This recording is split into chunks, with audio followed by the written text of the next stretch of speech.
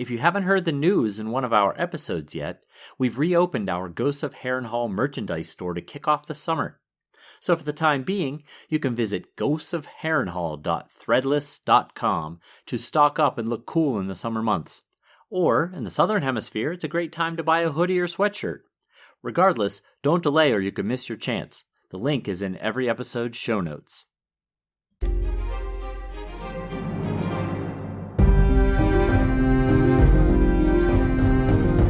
Hello, welcome to the Ghosts of Harrenhal. My name's Simon. And I'm Jenny. Thank you for joining us for episode 297 of our chapter-by-chapter book review of The Song of Ice and Fire by George R.R. Martin. Today we'll be discussing chapter 25 of A Dance with Dragons, that is, The Windblown. As always, we'll chat about the chapter and try not to spoil any future plot points for you unless you have a Buy Me a Coffee Sustainer tier that includes spoilers. Then we will spoil things for you. Regardless, hopefully we'll provide you with some entertainment along the way. We'll summarise what happened, discuss our thoughts on it, provide some useful background, compare it to the television show, indulge in little pedantry, and cover some relevant news and listener correspondence. Be sure to check out the show notes. They'll provide some additional information about the characters and other things of note in this chapter. How are you, Jenny? It's nice to see you. It's nice to see you too. I'm doing well. How are you?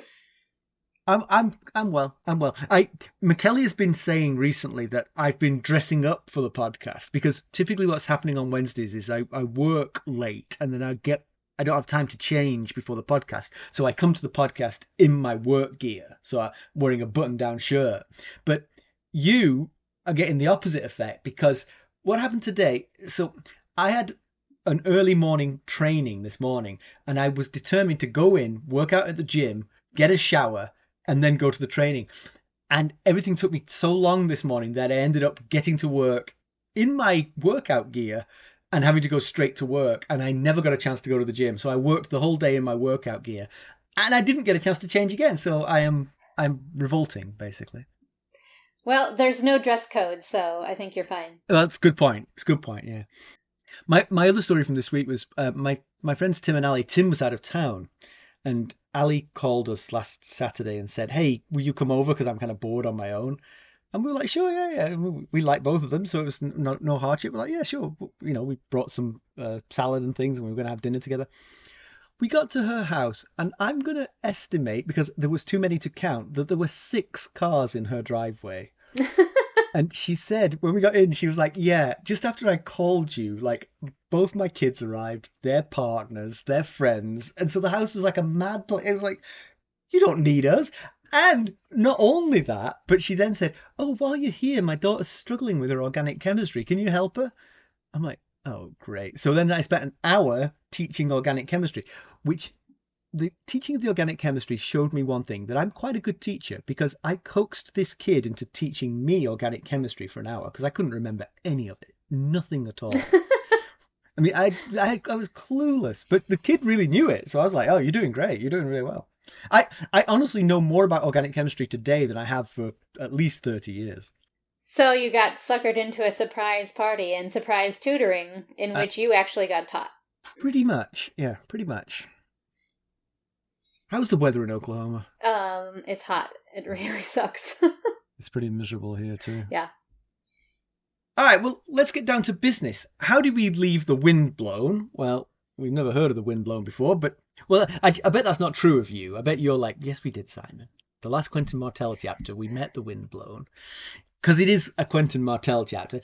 Quentyn and his companions were considering how to get to Daenerys in Meereen. On the streets of Volantis, they were pressed by sellsword recruiters for the Windblown, with promises of riches and slaves if they were to join the battle against the Breaker of Chains. It felt like an idea was hatching, and I think we're about to find out that that idea hatched.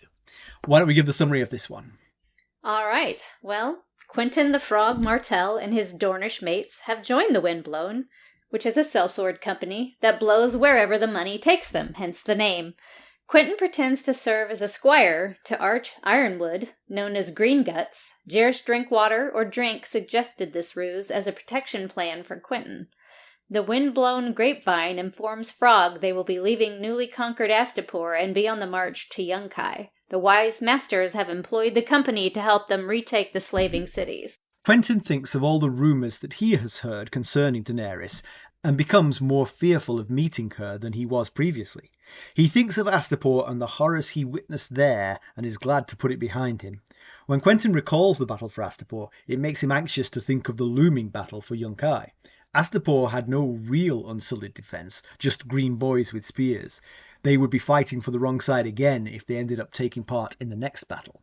Quentyn is worried Arch has grown too fond of his new brothers in arms. They must desert to find Dany, and soon. His companions agree they must wait until they are closer to Meereen. Desertions are not taken lightly. They would be hunted down, and if caught, they would lose a foot, or be tortured by a merciless fellow member, Pretty Maris. They debate when the best time to desert might be. It's still 150 leagues to Meereen, and progress is going to be slow. The army comprises many factions, each with its own idiosyncrasies, but the ones who are chained together and the ones on stilts are doing nothing to expedite the march. For now, they decide to wait a while longer. The decision about the correct time to leave is taken out of their hands when all the Westerosi Windblown are summoned to a meeting with the Tattered Prince, the commander of the company. Various groups of outriders are to be sent out to hunt fleeing bands of Astapori. The Yunkai don't want these defeated masses heading their way, so the patrols are to encourage and insist the diseased and helpless refugees go further north and bother Daenerys instead. But for this one group of Westerosi, that mission is just a cover story. They are to sortie further north, where inevitably they will come across some defenders of Meereen. At first contact, they are to defect to Dany and await further instructions. Each of the company has a personal grudge against the Tattered Prince, many of which have more than a grain of truth, so their disloyalty will stand up to scrutiny.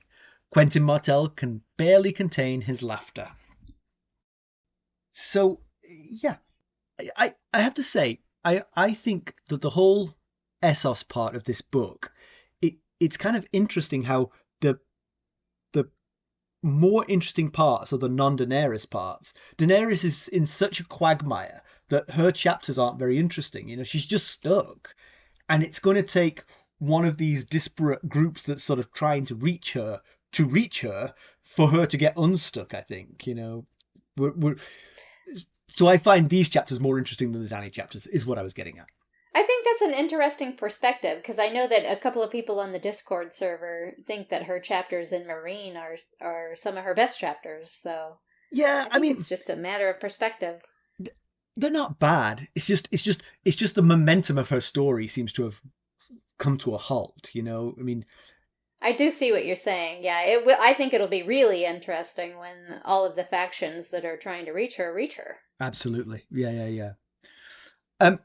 So this Dornish trio, just a reminder of who they are. So it's Quentyn Martell himself, and he's one of the things that he mentions is that everybody in the Windblown uses nicknames. They don't use their real names. So he goes by Frog, and he gained that nickname when he jumped to attention when someone called on him to do something. Yeah, he's pretending to be Arch Ironwood's squire, right? Squire, yeah. Yes. So, and presumably it was Arch Ironwood said, do this, and he jumped to do it, and so he got the nickname Frog. Jerris Drinkwater is his young friend, and he's going by Dornish Gerald, because there are several Geralds, and he's Dornish Gerald, but also because they accidentally called him Drink at one point, which is, of course, from Drinkwater. So they almost gave away the game a little bit, although I don't think anyone would have noticed, really. But he also picked up the nickname Drink. And then Archibald Ironwood himself got the name Green Guts because of how he was on the ship from Volantis, which I'm guessing he did not enjoy sea travel.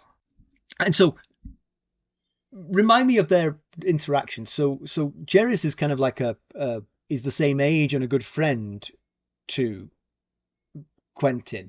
Is Archibald Ironwood a bit older? I mean, I think of him as older because he's huge, but is he actually a contemporary? He is a contemporary. I do think he is a little bit older, but right. I do think that they all kind of trained at the same time. Right. So their initial party had an older guy in it, though, didn't it? Who was kind of looking after them, like a maester or something was in this? Yes, he died, though. He died. So he died. It's interesting that these guys are all very young. They're all about 20, say, and so they're going to have to make some big decisions without much adult intervention.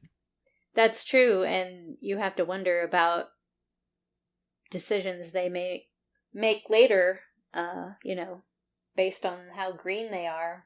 Right.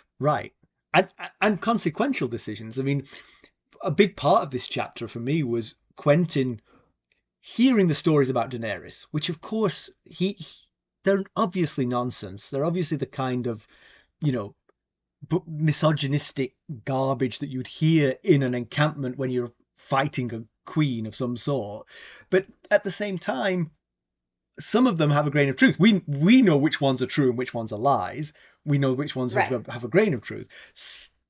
There's enough there to make him think, wow, maybe she isn't somebody I actually want to marry, because the one that really sticks, of course, is she is Aerys's daughter, and it's possible she has the same characteristics as Aerys, and if she does, that's not a great catch for anyone.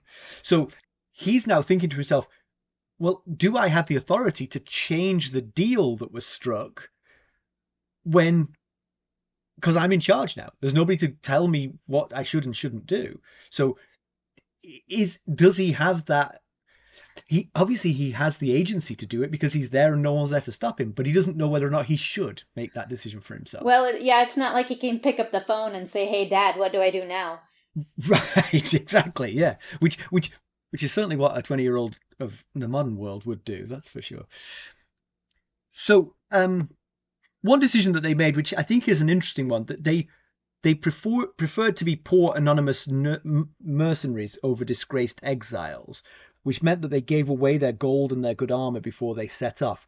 Yeah, so they're tricky one, that. They're fighting these battles with terrible armor. Mm-hmm. Yeah. And Quentyn's experience of this first battle is quite sobering. He's castle trained, he's been trained how to fight, but this is his first real battle. And it became very real for him, even though what he was fighting against was not much. There was real danger there. Your life was under threat the whole time, and you never know what could happen. So yes, there's some good armor would be handy. A section where they say the real battle for Yunkai is going to be much different than Astapor, but he thinks to himself that was real enough when he was in Astapor. Right. We'll be right back. Hello, friends.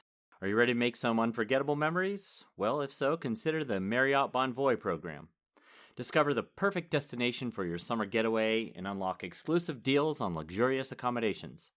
With our affiliate partnership, you'll enjoy unbeatable savings and a seamless booking experience. Don't let summer slip away. Visit Marriott Bonvoy today and make this vacation season one for the books. Use our Ghosts of Harrenhal affiliate page to check it all out and buy Bonvoy points or give some as a gift. The link to our page is in the show notes. Right. Well, so hopefully because of the outcome of the chapter, he's going to sort of circumvent that and won't have to get involved in that.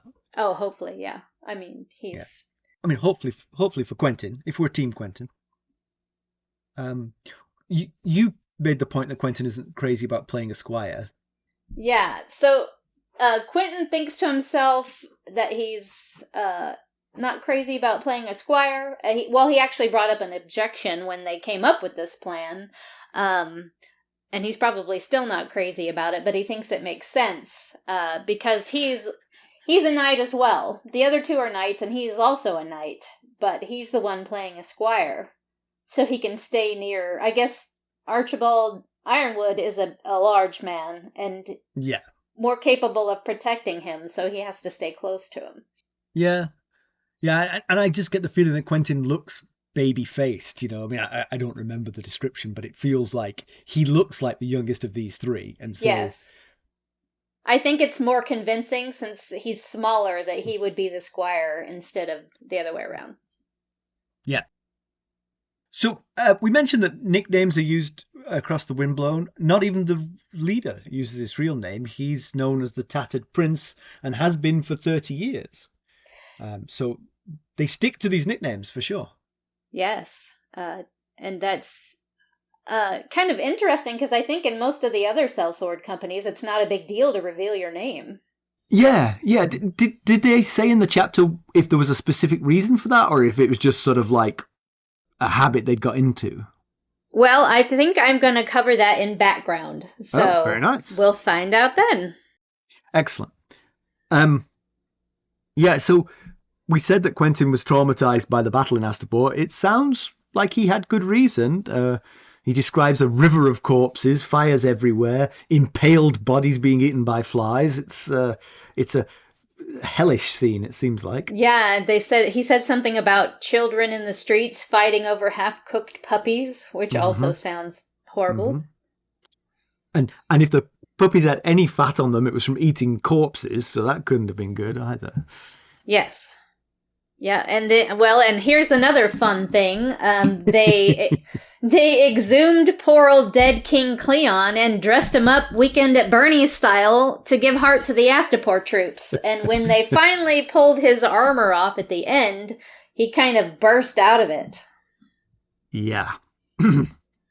Yes, that wouldn't hold up for very long, particularly when he didn't really fight to defend himself. That would be a pretty clear indication that you're pulling a fast one. Yeah, that's pretty nasty. Yes, it is. So, Cleon's troops, of course, were these new batch of Unsullied that he created and tried to train after Dany had freed the previous ones. They were what you'd expect. I mean, these were not kids raised from the age of 4 to be killing machines. They were recently mutilated children, and that does not make for good fighters. So, I mean, it really hasn't been that long since Dany took Astapor and left, so They haven't had enough time to train them. Yeah. So they keep telling Quentyn that the battle for Yunkai is going to be much harder than the one for Astapor, and the reason for that is they have another sellsword company working on their side, and they have an alliance with the cities like New Gis, so they have more support. Yeah, it is strange to me that in some Essos chapters, it feels like the whole world is arrayed against Dany, but then here we've got sellswords fighting on both sides in some way. Well, not fighting on both sides, but fighting each other. Well, I think it just kind of depends on who pays more, honestly. Yeah. I mean, they don't really go by morals, I don't think, for the most part. It's what they can get out of it. Yeah. But I guess nominally Yunkai is still allied with Meereen, right? That's basically what's happening. Yes. I mean, the people who run these cities obviously don't like Dany. They want the slaving back. So. Right. So, but then why is this army heading north to Yunkai to fight the Yunkaiish when really they're on the same side? Because they're like, why don't you just come out of your city and come with us to Meereen and we'll get rid of Dany? It feels like you don't need to fight because the Yunkaiish, whilst nominally allied with Dany, aren't. They too have backslid pretty badly, right? Yes. So, really, that's a good question. I mean, you would think if the people she left in charge there are still in charge, maybe that's why they're having to fight, because they are still resisting? I guess so. But also, how have they managed to recruit sellswords? Well, they are currently allied, and therefore this army, which is coming to defeat Daenerys, is expecting to fight the Yunkaiish. But how strongly allied the Yunkaiish are with Dany is probably pretty tenuous, really. And they may actually be able to convince them either to not fight them or let this army head north around them and leave them behind. That would be dangerous because you don't want Dany to have a force coming up from behind you, but... That's true. So yeah, Yunkai is allied with Dany, and therefore this army that's coming to defeat Dany is expecting to fight in Yunkai. But without Dany being there present, it's easy to imagine that the battle for Yunkai might not be fought that strongly by the Yunkaiish, that they may actually say, hey, you know what, we liked her when she was here, but now she's left us to our own devices. We're not going to stop you. Just don't kill us all.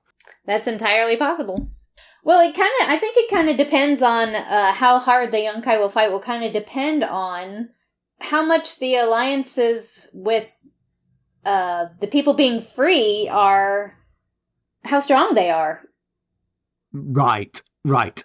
And of course, if this force is large enough, they may weigh the calculation of, well, better re-enslaved than dead. So that could factor into it as well. It could. Yes. I think that the way Astapor went, where it just kind of slid downhill badly after she left. Yeah. Kind of makes you wonder how Yunkai is doing or how it's going to do. Yeah, I mean, my interpretation of what Quentyn said about this was the Astaporis basically finished themselves off.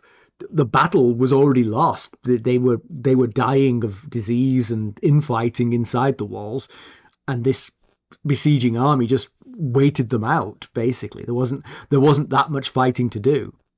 Plenty enough to get yourself scared and killed, perhaps, but not anything like as much as you might need to overthrow a city.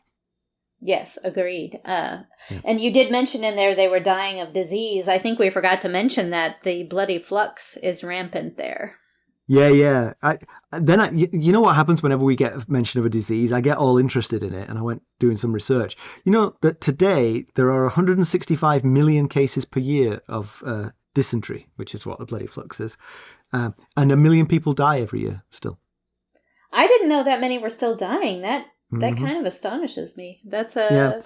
I mean, but that's a large number. That's a low percentage. I mean, that's like half of 1% of people who get it die. It's because it's not very lethal. I mean, basically, you just need rehydration. That's all you need. In fact, they tend not to prescribe any drugs for it because all you really need is to rehydrate.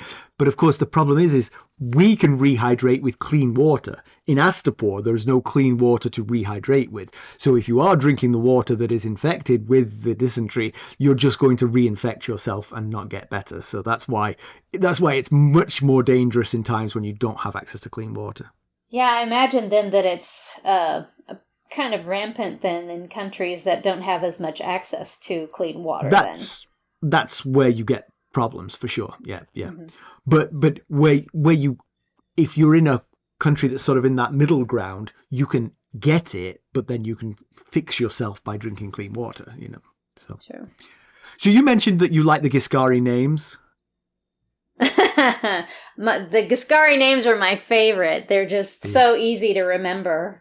Yes. Well, that was the thing. You put it in the notes, and I was like, "Who is he? Is he the money lender? Is he like in charge of the?" And then you mentioned you just made it up. I was like, "Okay, well, yeah. It was entirely plausible." It was entirely plausible, wasn't it? Because they all sound ridiculous.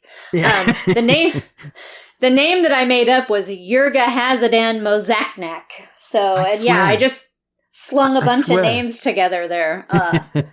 Everybody's named Gazdan or Grazdan or Mo something, and I'm just like, these are so hard to keep track of. Yeah.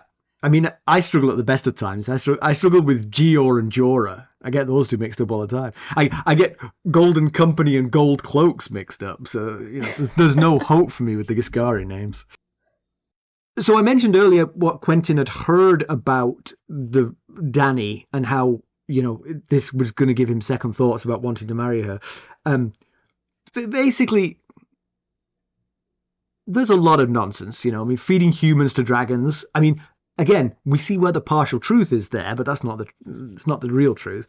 Bathing in the blood of virgins, rumors of promiscuity, rumors she's mad like her father, blood sacrifices. I like this one. She had her brother killed by Khal Drogo, who then she killed in order to take his place. It's like, wow, she was calculating all the way along here. I mean, you can kind of see where these little kernels are in there. It's just not the truth. Yeah. And that she tortures envoys. I mean, honestly, the envoy who spat at her was kind of asking for it, but the thing about that is, I've got to think that Quentyn mostly will see through it. I mean, like, it's the typical demonization you would do of the enemy. If you're going to fight an enemy, you want to demonize that enemy as much as possible. These are great stories for demonizing her, right? How would you care about what happens to a person who does these things? Well, you wouldn't, There was an episode of Black Mirror. Do you ever watch Black Mirror? Yes. there's one where the soldiers are given a pill that makes them perceive the enemy as aliens. Do you remember that one? Okay, I don't think I hadn't gotten that far, I don't think. Yeah, and so... But that sounds like it would be more terrifying. They are both terrified, but they're also much more ruthless because they look like aliens. So when you don't realize that they're just people, you're much more willing to pull the trigger on them. So that's true. Yeah. But as I said, there's just enough plausible stuff in there to give him pause. And if she does take after her father, he should run a mile. I think, though, that he will be able to take a pretty good measure of her if he does get there to see her. Right. That's the one thing about this.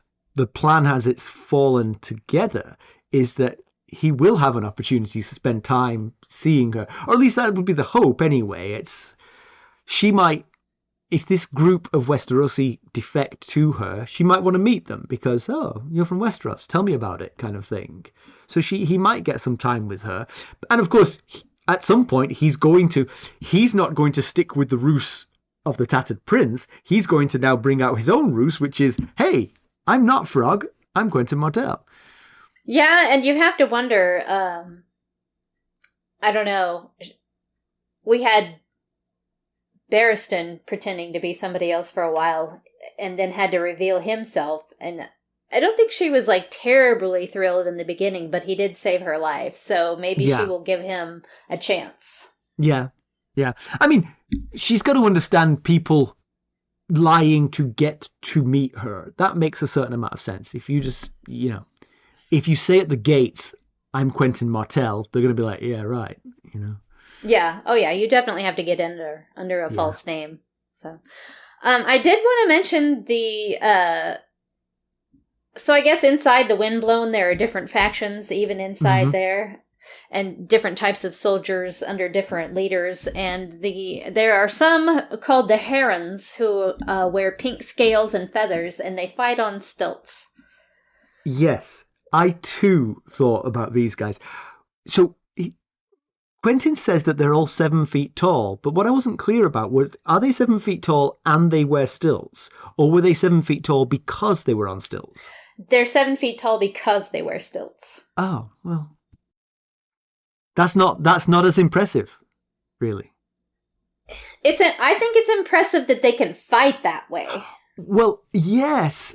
That is very interesting to imagine them fighting this way. I would target the stilts, because if you could kick one of those out from under them, they're going to be a lot less effective as a fighting You force. have to wonder if maybe they fight with spears and hopefully keep you at arm's length to protect their keep you away from the stilts. Yeah. Good point. That's the only thing I would think of that would make it plausible.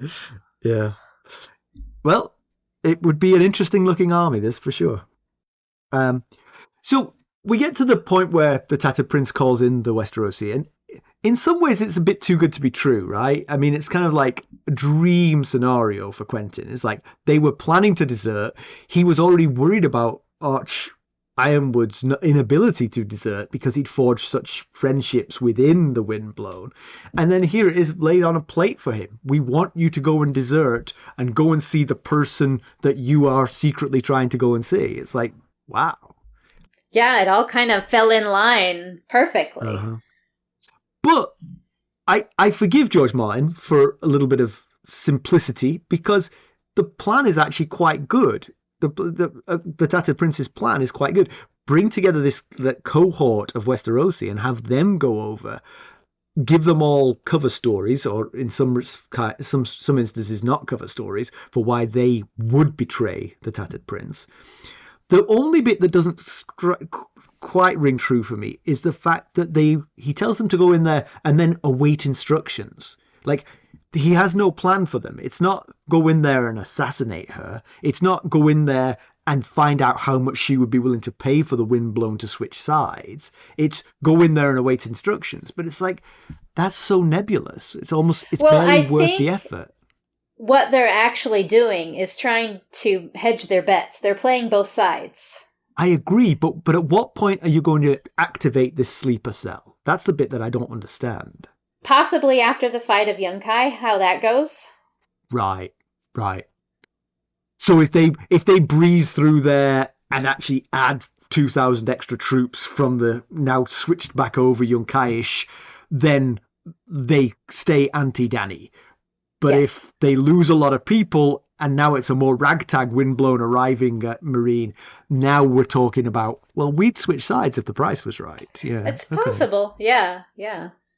I also think the dragons might be the big deciding factor. But see, if I was a Tattered Prince, I would say this. I would be like, the piece of intel that I really want is, are those dragons ready to fight in battle?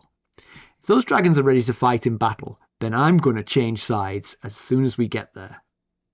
But if those dragons are still babies that we could strangle in their sleep, then I'm going to stay with the side that's going to win this war, which is the anti-Dany side.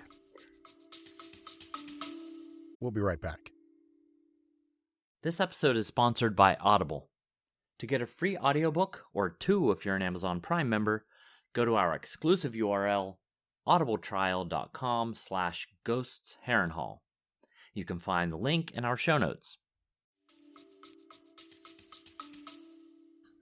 Yeah, the dragons are an unknown factor. They don't know how big they are. They don't know how fierce they are. But I do think another point is that Quentyn and his friends are not in charge of this little Westerosi faction of this group. So they probably don't even know.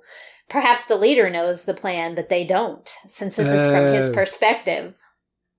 That's a good point. It felt like they were all being told at the same time, but I get your point. There may be... Is it Merys is in charge? Pretty Merys, yes. Pretty Merys is in charge. That maybe she'd already been given specific instructions for what to do, and they've been told. They're being told on a need-to-know basis. So yeah, I like what you're saying. That basically she's taking stock of the dragons, perhaps, and if they're getting big, she gets word out to the Windblown. Hey, you're going to face something way worse than the Unsullied if you arrive here. And then... Well, the answer to that last part is actually going to be revealed in spoilers, so... Ooh, exciting. All right. Well, that was really good. Thank you, Jenny. I think it is time for spoilers. So, remember, if you join us at the upper tiers of the Buy Me a Coffee Sustainer levels, you get the spoilers. Well, thank you. That's really good spoilers. How about some background, Jenny? All right. I thought we would do... background on the Windblown, since that's the name of this chapter. Yeah. So, all right.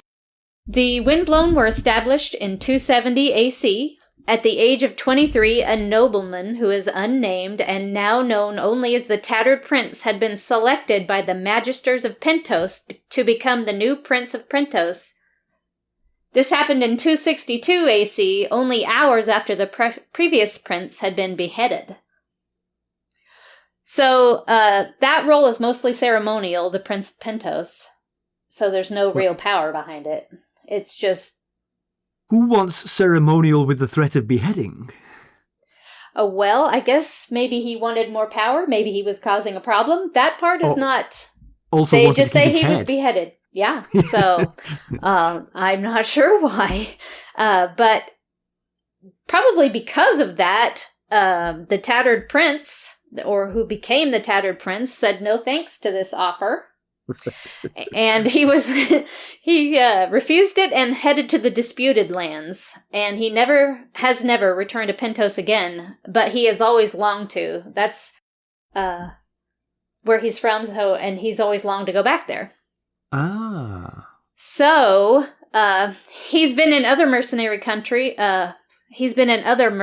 companies, including the Second Sons. So, that's a name we've heard before. Right, yes. But after leaving the other companies, he founded his own along with 5 brothers in arms, but by 300 AC, the Tattered Prince is the only founding member still alive. So, I think that's why nobody knows his name, is because he founded that company, and they probably all decided to use nicknames. Yeah. And then they're all dead. Right. Yeah. So, yeah, now his name is just the Tattered Prince. And that's probably why he wanted to use nicknames, is because he's probably hiding from Pentos. Oh, right. That makes perfect sense. Yeah. Yeah. So I just thought, as a reference, that to the timeline, Dany arrived in Pentos herself in 297 AC. Okay. Yeah. So his moment in the sun in Pentos was 35 years before that. Right. Yes. Okay. Excellent. Thank you very much, Jenny. Comparison with the television show, I've said before, the Quentyn Martell storyline was dropped, but I got a terrible scare from a website called Game of Thrones Fanon. I stumbled across it, not realizing that it was for fan fiction. It had a photo of Quentyn Martell, seemingly from Game of Thrones, and it said he was in seasons 5, 6, and 7, and I was like, oh my God, my memory has gone so badly. I don't even remember the fact that this whole thing actually happened in Game of Thrones, but it didn't. It was all fan fiction. And this website is full of this, like these threads that never made it to the TV show, where people have imagined what they would have been like in the TV show. So a little bit of a heart failure for me, but yes. Yeah, they didn't even have an actor for him in the TV show. He was completely cut out. Exactly, yeah. Pedantry, nothing from me for pedantry. Why would I even look for pedantry when I'm recording with Jenny? I wouldn't. But there is a Monty Python joke which deserves a mention, I think. I think it's Arch Ironwood who says that the Astapori Unsullied are said to fall down if you fart in their general direction. And that phrase is lifted entirely from Monty Python and the Holy Grail. So definitely... no one's going to come up with those words independently of one another. So that is well. Now we know that George is a Monty Python and the Holy Grail fan. Yeah, it is a good film. In fact, actually, someone's pointed out there's another part of that same paragraph which could also be a reference. There's a scene in the Holy Grail where two peasants are sort of like packing mud on top of mud and arguing with King Arthur, and something else Arch Ironwood said alludes to that conversation as well, not as directly as that, but once your brain is in Holy Grail mode, you start to see more things. But yeah, and I've mentioned this before, but Game of Thrones actually homaged this homage in front of, would it be? I think it would be in front of the walls of Yunkai, when the guy came out and challenged someone to one-on-one combat. And I think Dany sent Dario to fight him. The person was speaking High Valyrian. Mm-hmm. And those who are genuinely a lot more nerdy than me and have learned High Valyrian recognized that the knight was saying what was said in that same scene of the Holy Grail. He said, your mother was a hamster and your father smelt of elderberries in High Valyrian. And the nerds laughed. They loved it. That is quite funny. I did not know that, so that's something new for me. Yeah. Okay, news and notes. We're coming up on episode 300, but Mackelly is the ideas man, and so we don't yet have any ideas.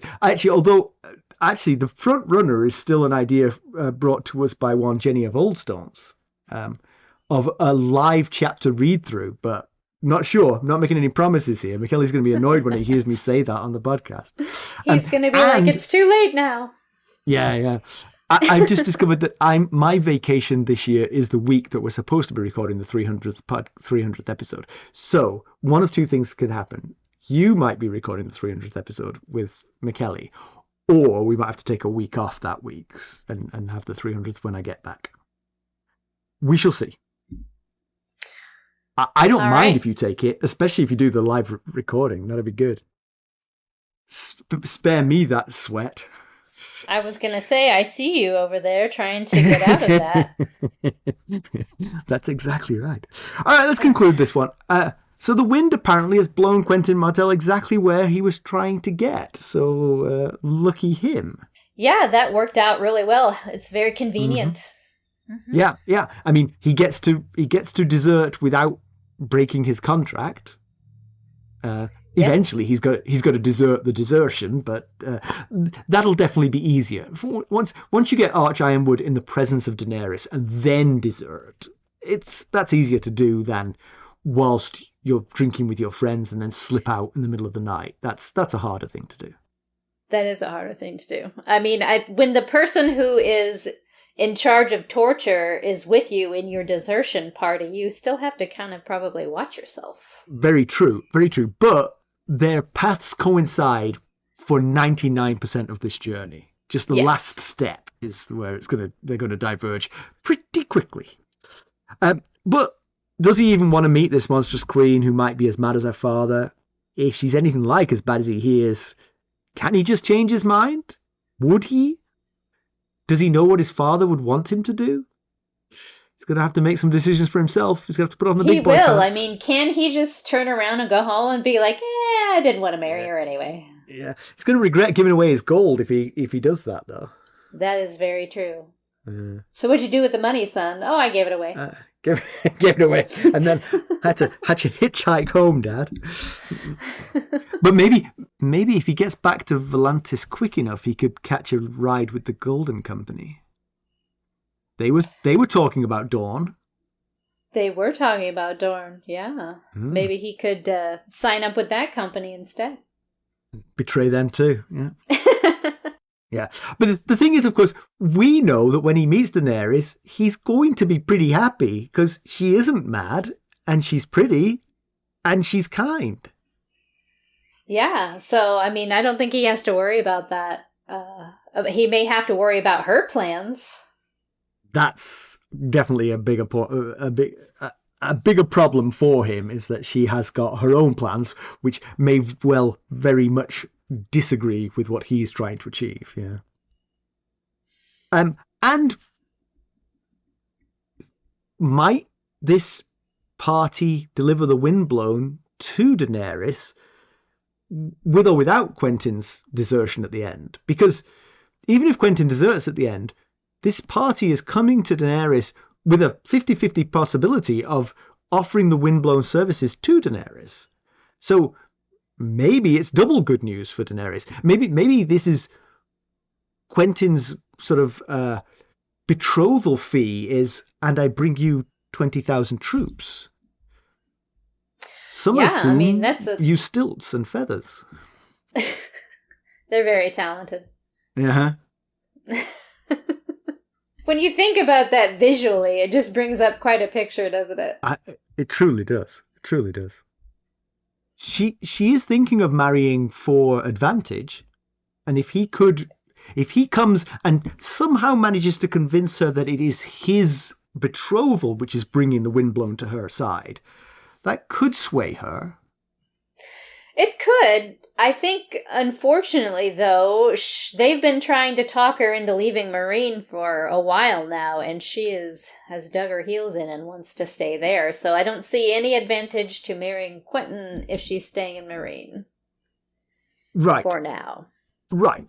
Unless, and maybe this could happen on the journey to Meereen, he could talk to Merys and make sure that Merys is, when we get there, can we try and be nice to this lady? Can we try and, convince her that the Windblown would come over to her side? Maybe that's what Merys' secret mission is anyway. We don't know, but... Yeah, we don't know for sure because all they were told was to await further orders. So. Right, exactly, yeah. All right, excellent. Up next, we have the tantalizingly entitled Wayward Bride. And I'll mention, actually, that this probably is going to be Jane Poole. That's my guess. Or at least those of us who care for Jane Poole are hoping that she's gone wayward, because we do not want her to get married anytime soon. But I'll just mention, that reminds me of The Runaway Bride. Did you ever see that movie with Julia Roberts? I did once. I did once too, and I hated that movie so much. It's so strange how much I hated that movie. I am a nice person, I promise. Well, I'll tell people I'm a nice person, I promise. But So you hated that movie? Oh, with a fiery passion. It's been so long that I can't remember why I hated it as much, but I just remember the feeling of hatred of that movie. It's strange. I mean, I can live with rom-coms. It's not like I'm opposed to them. Usually they just disappoint me, but this one enraged me. So anyway, I'm hoping The Wayward Bride will be better. It should be. I don't think it's about Jane Poole, though. Oh, so who could it be? Well, now I'm confused. I have no idea.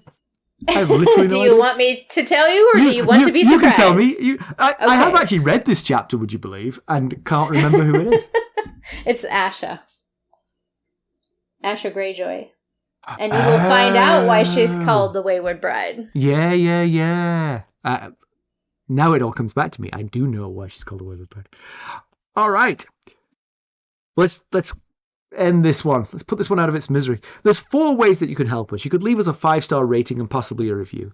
You can buy us a cup of Arbor Gold at buymeacoffee.com/ghostharrenhal. There you can join us at any of the sustainer levels. There's a tier to match your budget and interest, and the upper tiers get you the spoilers. Or you can make a donation directly to our cause at our website, ghostsofharrenhal.buzzsprout.com. And for a little while longer, you can get your hands on some merchandise at ghostsofharrenhal.threadless.com. All right, if you're looking for more ways to interact with Simon and Mackelly, send them a text. The link is at every... I changed that. I made that us because you are part of the team now. So you changed. All right, Don't change my words. I'll reread it. All right. Looking for more ways to interact with us? Send us a text. The link is at the top of every episode's show notes. Just keep in mind that they can't respond, although we enjoy getting those notes. If you're interested in keeping up with the latest GOH news and developments, you can check them out on our social media. Follow us at Twitter at Ghost Harrenhal, Facebook, Instagram, Discord, and YouTube. Thanks for listening. Thanks. Bye. Bye.